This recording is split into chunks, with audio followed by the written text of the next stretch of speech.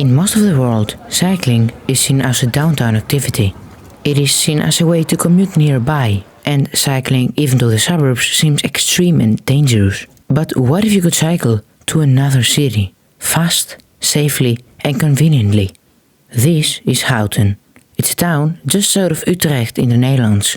And despite it being a completely different place, you can cycle to it from Utrecht extremely safely. In this ride we're gonna use a scoring system. If I see something helpful, that's a +1. But if I see something dangerous, that's a -2. We're not gonna start in the center of Utrecht, but rather in the southwest district Houten, where from cycling to Houten is actually faster than waiting and taking the train or bus, making it an actually convenient route, not just a fun ride. Since we're on a side street, we want to turn left onto the road. Here, the sidewalk continues over the junction, so cars have to slow down and give priority to pedestrians and cyclists.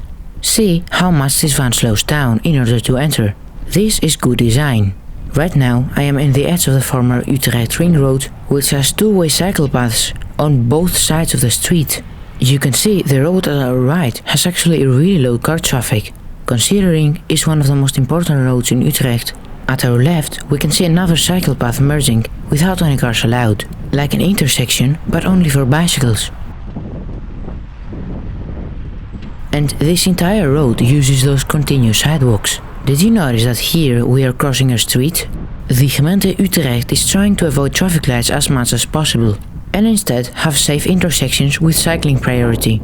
But most of the remaining traffic lights give priority to cyclists when more than one cyclist is detected, or when the road is completely clear. Those here on the ground are detection loops. And here too, when two cyclists are detected, the light turned green. There is also detection at the intersection, not just before, in order to give time to someone who might cycle slowly. Here the cycle path ends, because this street has houses and access for motor vehicles is required. But even here, the street has been paved red, and cars are expected to be careful to cyclists. This does not bother car drivers, because this is not their route. After they exit the street, they get onto a road, one where they can drive large speeds without any hesitation. This street design is not a random thing one designer decided to include. It is a known design for cycle routes included in the planning manual CROV. So when a cycle route passes through residential streets, the streets are made in a way that cars cannot drive fast or pass cyclists, if that is not safe. Those streets are marked as cycle streets, fietsstraat, although they are not legally enforced. Here, where the residential zone ends, it turns back into a cycle path, since there is no need for car access, as there are no houses here. Here there is a bridge for pedestrians and cyclists to pass over the river. And while this is not a particularly dangerous road, there is an underpass here, so cyclists do not have to interact with vehicles at all. All of this infrastructure is pretty expected for someone like me in the Netherlands, but in other countries this is unheard of. We are back on a residential street, and the same safe design continues. Also, notice how the side streets have to yield to the cycle path. Usually the rule is to yield to the right. That street we just passed was going to a road, which is the reason those bollards exist here, because cars cannot continue through, though they have access from another street. The two middle bollards can actually go up and down when an emergency vehicle arrives. And here we enter again a cycle path, because there are no houses here. For now, those houses at our right and left have separated access by car. And here this becomes again a cycle street. Here, this truck wants to continue through, but I also saw it too late, so while he tried passing, he touched the back of my bicycle. I stopped afterwards to check it, and I saw no visible marks at all, so I don't know what exactly happened, but this is still dangerous. Though this happened at really slow speed, so it couldn't have been deadly. And here we have a mobility scooter. It is great to see disabled people being able to get anywhere in the city, alone without an automobile, and they can later hop on accessible public transportation. But this is a topic for a future video.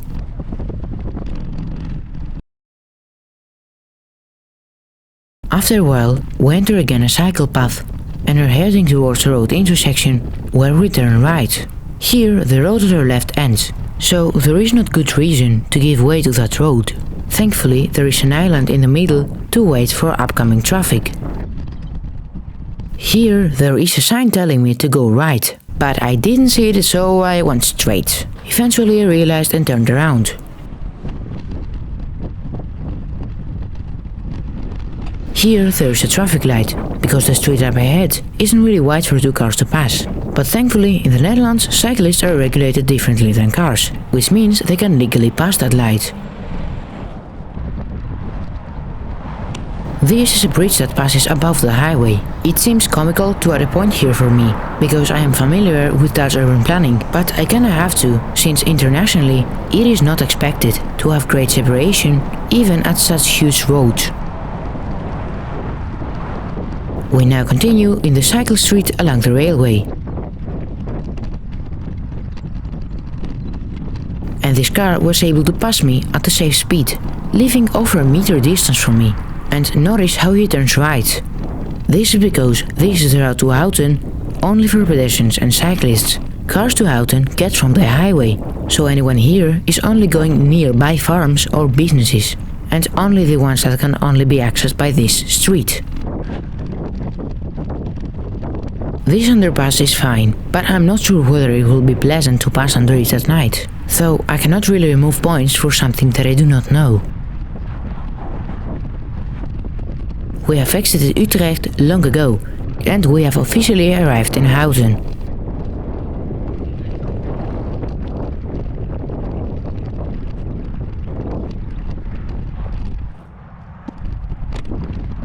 And there is clear signage everywhere, another thing I've come to expect here in the Netherlands, but worldwide this is a benefit.